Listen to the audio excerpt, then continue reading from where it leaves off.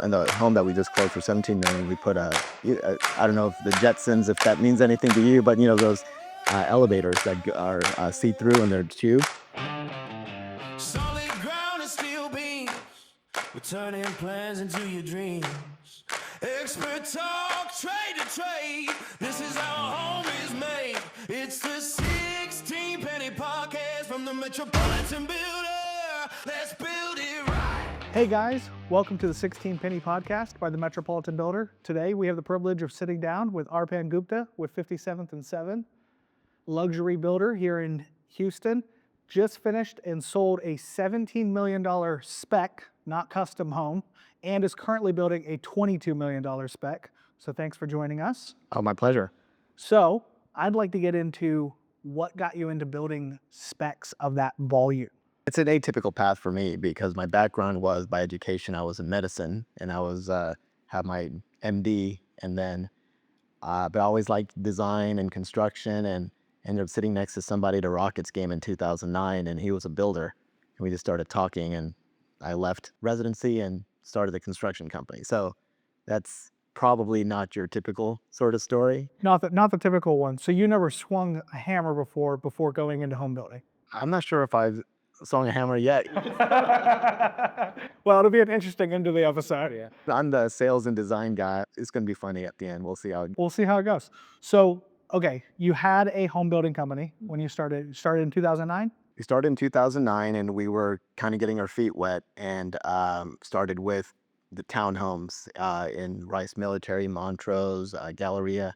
We were in luxury. Like, I liked nice finishes, but maybe $400,000 to $1 million price point. Okay. And did that for a while, about 9-10 years, and then started really getting into the luxury, where Stepping up to the next level from there. I think we skipped a few levels. Now you're building, on average, what do you think your average spec is? The luxury division is probably average price point of 9 or 10 million, I'd say. We have some that are 4 million, and then we have some that are 22. Wow. So tell me, what was the challenges for building townhomes to ultra luxury? Did you have any issues with like getting the financing at the beginning? Getting with the banks Yeah. and getting that like lines of credit set up or whatever, however you did that? That's another good question. I actually forgot about that part of it. It was extremely difficult to get the financing in the first few homes that we did in that level, because we were going from 500K to 1 million to 9.5 million. Actually, I said it was going to be 8.5 million to the banks, but it ended up being 9.5 by the time they got through inflation and the pandemic. But to get the loans, it was just long relationships I had. We had to put a lot of like our own savings Of course. into that in the beginning, because they're like, you got to be. You had no credibility for building that price point. No, exactly. And no one had either. So Yeah. it's kind of like, are you nuts? So, typically. I wonder what that business plan looked like when you went into, hey, I want to start building just me with a $10 million homes, specs, not custom, here in Houston. And it was like, you usually put like 20% down is what a bank will ask for. And we were putting 35-40% down on the first few homes to get the bank to feel like the risk was so low, Yeah. or low enough for them to take it. But, the first few banks, they had to definitely, like, I don't think it's a lot of risk, because it's a calculated risk, because the numbers and the lot value and all those sort of things. But banks aren't into like the idea of, oh, if it forecloses, we'll resell it. That's not the business they're in. So Yeah, they don't want to feel resell very, properties. yeah, exactly. So those first few were more challenging, and thankful for Prosperity Bank and some others. And now it's the other way around. Like, we're getting better interest rates. We got banks that are not chasing us, but happy to Well, that's what I partner was with going to say. us. They're probably walking up, hey, here's a check. You just write the amount you need. No, and Yeah. it's worked out well. And there were 3 or 4 people kind of in builders in this area, and I think that now, for whatever reason or another, there's only a couple, and that, so they've definitely seen the portfolio and the differences in the product to kind of feel confident in Yeah. investing with us. So that's thankful for that. And you've built a track record now too. So that's Build a track record, and not to toot our own horn really, but a lot of it's just Houston and Texas too. I mean, I think we're fortunate to live in just in such an incredibly resilient city. You've got technology, but you've got oil and gas, and you've got just legacy money like River Oaks. You don't, I mean, you don't even know how rich the person next door is because they're walking around in shorts and t-shirts, and they're worth billions here. So What's something that sets your company apart from other builders at the time? that's there's one thing that I think that's been really unique about our company, and I didn't actually realize how much I was missing it until we've evolved the way we have, and that's uh, the women in our company. Like we have women in the field, like to our lead construction managers, and we've got great construction managers. Nothing against the guys, but our most highest end homes are being built by women. The $22 million home, 17, 13, 4, 80% of our construction manager on the highest end homes are women. And you know, it's true. Their attention to detail, their focus, their organization, it just has been higher than a lot of our men Yeah. construction managers. Now, still the company's about we're about 20 people strong and we have 4 women, but in construction, having even 4 women is very rare. What other interesting things have you guys done in some of your houses that like most people wouldn't be able to do in a custom? Because we did That's a car turner in a house a few years ago, and because it had a tight driveway, so I was like, "Oh, let's do that." I'd seen it on Instagram. We did a turntable, and we couldn't do that if it was a custom. Yeah, most people wouldn't upgrade something like that. No, exactly. I've done in the home that we just closed for 17 million. We put I don't know if the Jetsons, if that means anything to you, but those elevators that are see through and they're tube. We did that a 2-story elevator in her closet. So she's got a 2-story closet. So cool. Yeah. So it's just you were expecting me to say an elevator in the home, but it's just for her closet. Uh, we also popped out in the foyer of a home. It just had like a 30-foot high ceiling. And I was like, man, it's a little dark in here. What can we do? We cut out a big oval about 16 by 20 feet and just put a huge skylight like a big cathedral church. And right when you enter the home, you see natural light coming in from the ceiling. That's incredible. In 2021, when everybody heard about lumber going up like crazy, and we were spending 4 times on the same lumber that we do today. Oh my It was gosh. brutal. It was So how brutal. much has inflation affected the final house price, do you think, that compared to a few years ago that you're now building? That's a good question.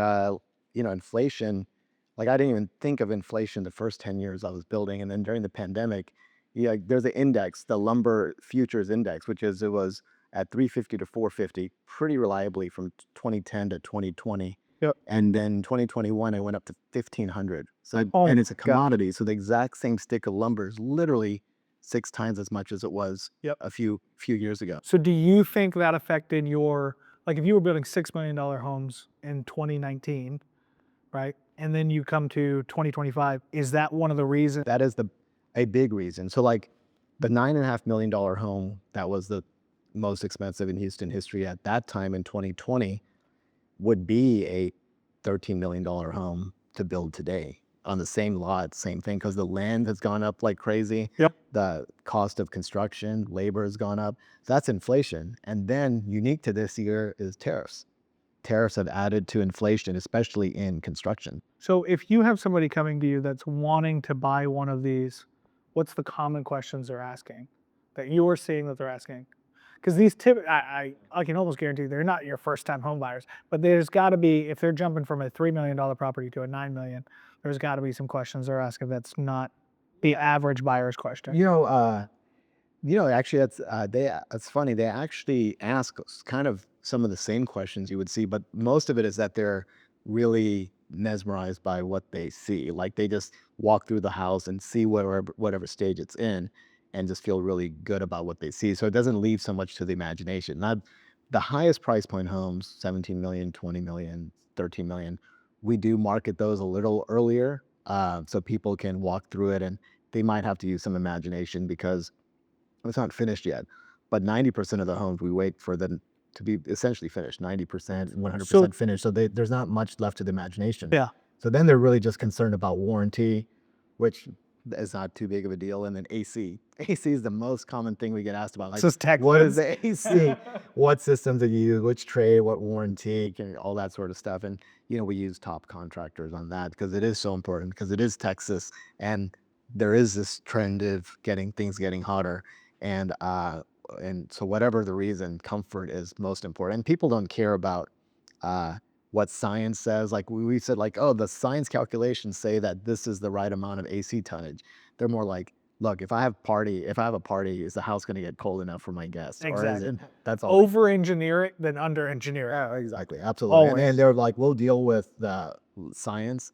We'll take that risk. We just want it to be cold and quick. Yeah. That makes sense. Okay, so let's jump into a segment where we're just defining a couple terms for buyers of any type. What's the difference between a spec home versus a custom home versus like an ultra luxury, right? What does that look like? Yeah, so that's a good question that I myself didn't even know the differences of until I was many years into the business. So there's what you'll hear with production or volume builders. That's like your DR Horton, KB Homes was once in a Lennar, and they're building more plans that can be replicated and built quickly. And so they're building these huge communities, and those are called production. And those are also spec because those spec home is a short for speculative. Yep. And speculative just means that you're building the home, you're finishing it out with the idea that someone's gonna buy it when it's finished. So you're speculating that it's gonna get sold. Yep. Now, custom is meant to be, typical definition of it is you have a buyer from the beginning and they're making all the plans and you're doing all the And they're they're doing all the designing. decisions and you're customizing all of it for their decisions. Yep. Now, what we do is a hybrid because, in some essence, it's still custom because the homes aren't being replicated. The design plans aren't replicated. But except in this case, it's a very high-end custom, which most people aren't doing, or about high-end spec, which most people aren't doing. And it's kind of like we're the client. So we're the client. We're customizing it for ourselves. And literally, I mean, it's true because almost every home we've built, I've been like, I would love to live in this home. So like, I'm the end client, except then we speculate that someone's gonna like it and buy it later. So we're doing like speculative custom homes or uber luxury homes, but they're custom because they're unique and individual, but they're spec because we don't have a buyer yet. Okay. And do you keep building more expensive homes in hopes one doesn't sell you so you can take it personally? No. I wish. I wish it was that easy. Hey, bank, I'm just going to keep this one. Don't worry That's the about thing. it. The bank is the problem. Okay. Let's go into our quick fire questions. Okay. So I'm going to ask you 5 questions. You just give me the answers as quick as you can. Don't overthink it. Just give us the answer. They're not hard questions. Okay. Most overused word in luxury real estate, in your opinion? Bespoke. Bespoke. Okay. I've heard you say it a couple times. Yeah. Okay. One feature in a $17 million house that the buyers didn't appreciate enough, that you was like, oh, this is the best, but they didn't care. That's funny. We did white oak stained interiors of the cabinets and drawers, which cost a lot, and I was super excited about it. And I think it Just went right over the head. They just didn't even notice. didn't care. Yeah. Okay. What's a misunderstood construction term in your contracts that you're often seeing? In our contracts, change orders. Change orders? Yeah, I'd say change orders and just the fact that how much they can impact the timeline and people not understanding that. Okay. Wildest upgrade a wealthy client's ever requested, if you have one. No, I'm sure we do. I just haven't thought of it. So we converted the primary bedroom into a mother-in-law suite, which is usually not, it's the other way around. So we converted the entire first floor master suite for the mother-in-law and converted the second floor bedroom to the master suite. Oh, And that was that's kind of a interesting. big change. That's a big change. Yeah. Okay, what's one luxury trend you hope never comes back? One that you think is overused or, you know. Yeah, I got to be careful because some of that stuff is like we're using it too. Well, Just like bespoke. let's think 2009. What were you building in 2009? Yeah. No, funny. I actually like a lot of the trends. So I'm trying to think what I don't like or think is overused.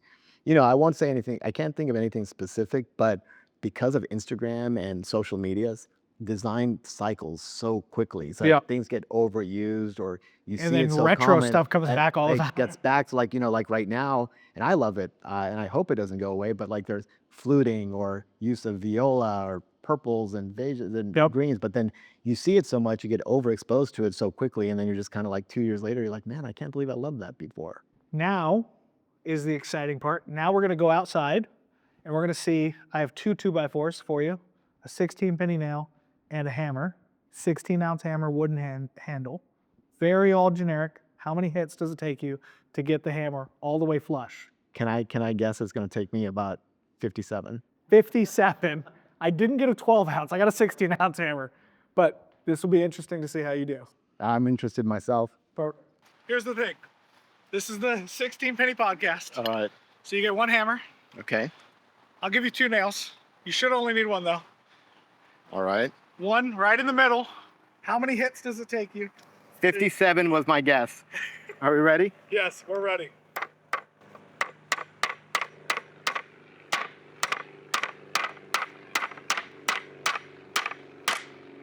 That was solid. Yeah, you did great.